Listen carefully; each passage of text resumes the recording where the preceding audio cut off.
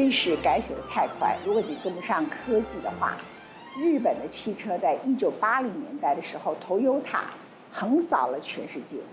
如果以高级的轿车来看，是德国的 Mercedes-Benz 还有 BMW 横扫了全世界。历史翻过，现在电动汽车第一名没有日本的位置，也没有德国的位置。目前电动汽车的第一名是 Elon Musk 创办的 Tesla。Tesla 现在广受欢迎，他不管 Twitter 写什么，他删掉了，然后到中国去，3个部长见他，为什么？因为他需要 Tesla 的超级工厂在那里，而且他也希望把他们的中国工人训练成可以制造电动汽车的工人。Tesla 不是只有在中国受到这个重视，法国的总统马克宏特别又会见了 Elon Musk， 跟 Tesla 的 CEO 见面，说服 Tesla 在法国建厂，也就是把法国当成他欧洲的汽车的主要的工厂地。Elon Musk 尚未点头，而中国的比亚迪，我们刚刚也看到，不管是 Tesla 还是比亚迪，本周的股价都上涨了6%左右。中国目前呢，也超越日本，成为全球最大的汽车出口国。谁会想到呢？汽车这个行业里头，当时美国的底特律就想办法要打败日本，这是1980年最有名的故事。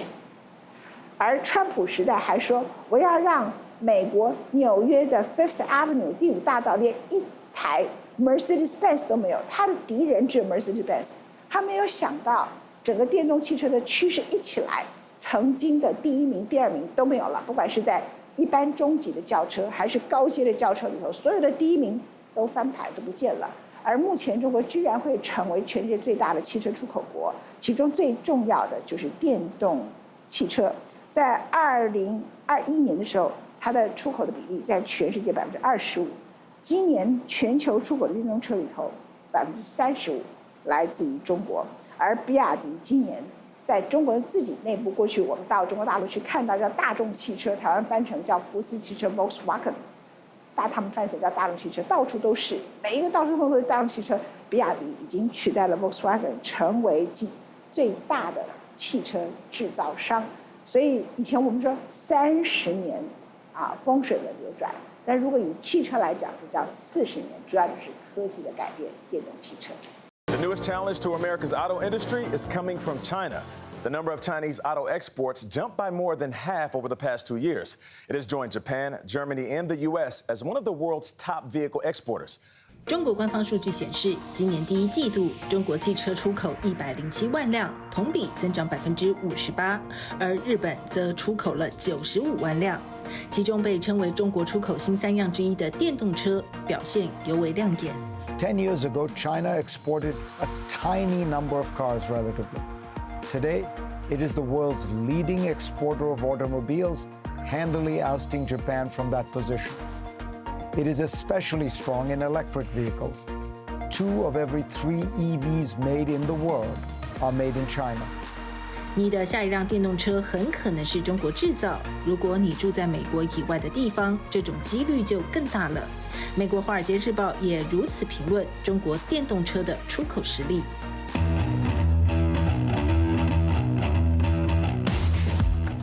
China's automobiles are gaining popularity and reaching more consumers overseas, with an export of 3.11 million units in 2022, a jump of 54.4% year-on-year. According to the China Association of Automobile Manufacturers, passenger car exports neared 2.53 million units, an increase of 56.7% year-on-year. Exports of commercial vehicles climbed 44.9% from 2021 to 582,000 units. And exports of new energy vehicles increased 1.2 times year-on-year to 679,000 units. The association attributed the robust growth to factors such as the increasing competitiveness of Chinese auto companies and the overseas supply shortage. 中国是全球最大的电动车出口国，而且领先优势似乎还在扩大。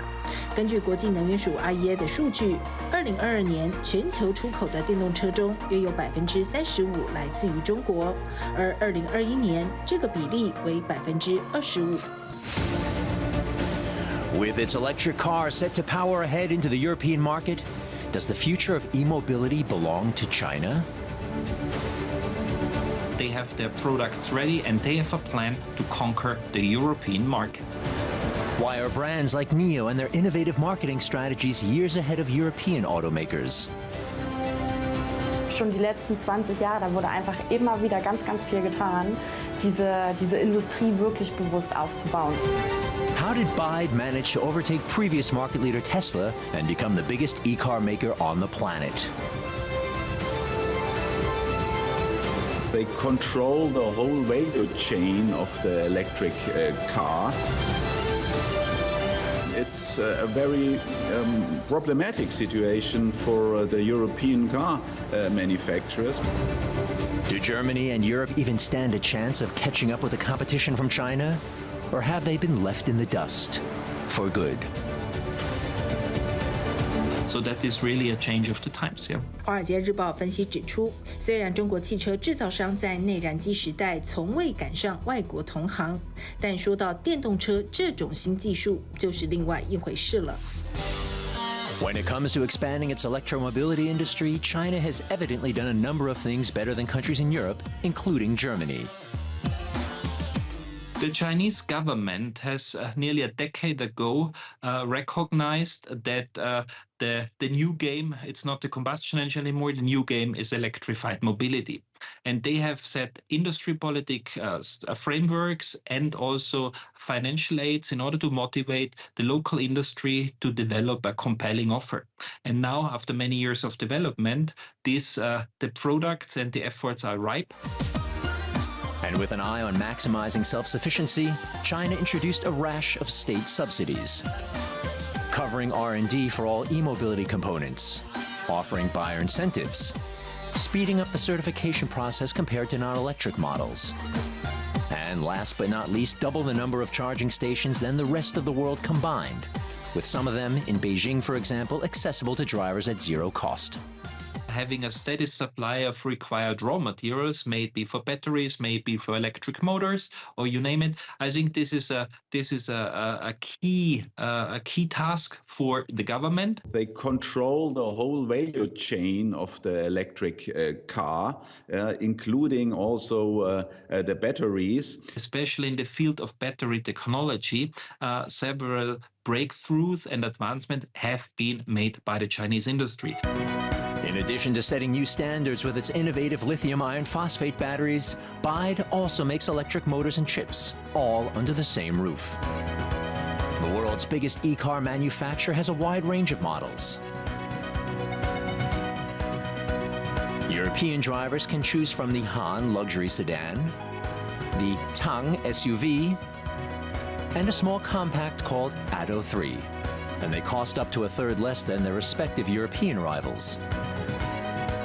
简单说，就是中国倾举国之力发展电动车产业，培养出了巨大的国内市场和一批供应商，汽车制造商得以进行创新，并迅速生产出更好、更便宜的产品，满足不同消费阶层的需要。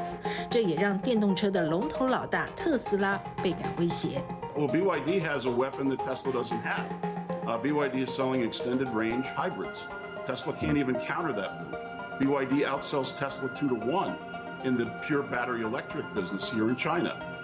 And BYD has them beat on price, which is why you've got to concede the pricing margin that you might enjoy everywhere else when you don't have the same competition. So absolutely, he understands. The problem is Tesla, everywhere else in the world, represents premium EV. But in order to fight the battle here in China, you've got to wage a price war.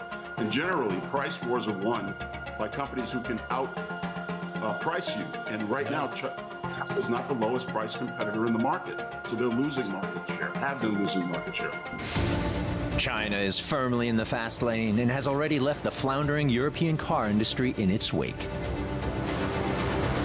The Chinese OEMs, they have studied exactly how the European car market works and how to successfully enter the car market. My bet would be that China are successful in getting a market share in Europe in the forthcoming years.